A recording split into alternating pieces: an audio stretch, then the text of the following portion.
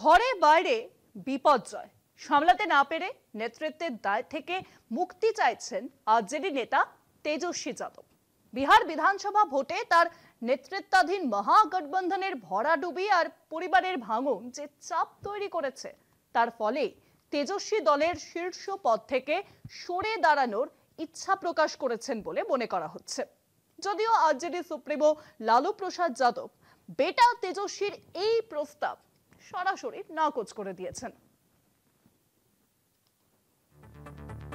বিহারের শেষ দফা ভোটের পরেই সাংবাদিক বৈঠক ডেকে আত্মপ্রত্যয়ী তেজস্বী যাদব মহাগঠবন্ধনের মন্ত্রিসভার শপথের দিনক্ষণ ঘোষণা করে দেন।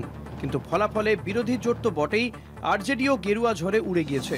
ঘটনাচক্রে তারপরই লালু প্রসাদের পরিবারে ভাঙন বড় আকার নেয়। তেজস্বীর বিরুদ্ধে তোপ দেগে তাঁর দিদি রোহিণী আচার্য লালু রাবড়ি পরিবারের সঙ্গে সম্পর্ক ত্যাগের কথা ঘোষণা করেন। লালুকে কিডনি দান করা রোহিণীর ওই ঘোষণার জেরে আলোড়ন পড়ে যায়। তেজস্বীর দাদা তেজপ্রতাপকে অনেক আগেই পারিবারিক কারণে ত্যায্য ঘোষণা করেন লালু। আরজেডি থেকেও তাকে বহিষ্কার করেন দলের সুপ্রিমো। একসঙ্গে দলের নেতৃত্ব লালু তুলে দেন তেজস্বীকে। বাবার ওই সিদ্ধান্তে বিরোধিতা করে ভাই তেজপ্রতাপের পাশে দাঁড়ান রোহিণী আচার্য। নির্দল প্রার্থী হিসেবে লড়াই করে তেজপ্রতাপও গোহারা হারেন। বিরোধীদের বিপর্যয়ের জন্য তেজপ্রতাপও নিশানা করেছেন তেজস্বী ও তার ঘনিষ্ঠ 3 নেতাকে। তাকে দল থেকে বিতাড়নের নেপথ্যে ভাই তেজস্বী তার ঘনিষ্ঠদের বিঁধেছেন তেজপ্রতাপ। এই বিতর্কে বাড়তি ইন্ধন দিয়েছে লালু রাবড়ির আরও 3 কন্যার পাটনা ত্যাগের ঘটনা। দলের অভূতপূর্ব বিপর্যয়ের পর তার নেতৃত্ব নিয়ে প্রশ্ন ওঠা স্বাভাবিক। রাজনৈতিক মহলের মতে সেই আশঙ্কা থেকেই তিনি নিজেই দলের শীর্ষ পদ থেকে সরে যেতে চেয়েছেন।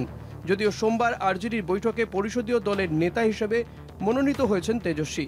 লালু প্রসাদ যাদব অবশ্য কনিষ্ঠ পুত্রের ওই প্রস্তাব নাকচ করে দিয়েছেন। রাজনৈতিক মহলের মতে রোহিণী তার বাবাকে কিডনি দিয়েছিলেন, তাই তাকে ঘিরে দলের আম কর্মীদের মধ্যেও আবেগ রয়েছে।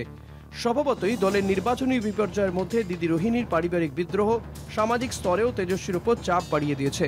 তাই ভোট বিপর্যয়ের পাশাপাশি পারিবারিক অশান্তির জেরেই তেজস্বী যাদব নেতৃত্ব ছাড়ার কথা বলে কর্মীদের কাছে বার্তা দিতে চেয়েছেন। কলকাতা টিভি।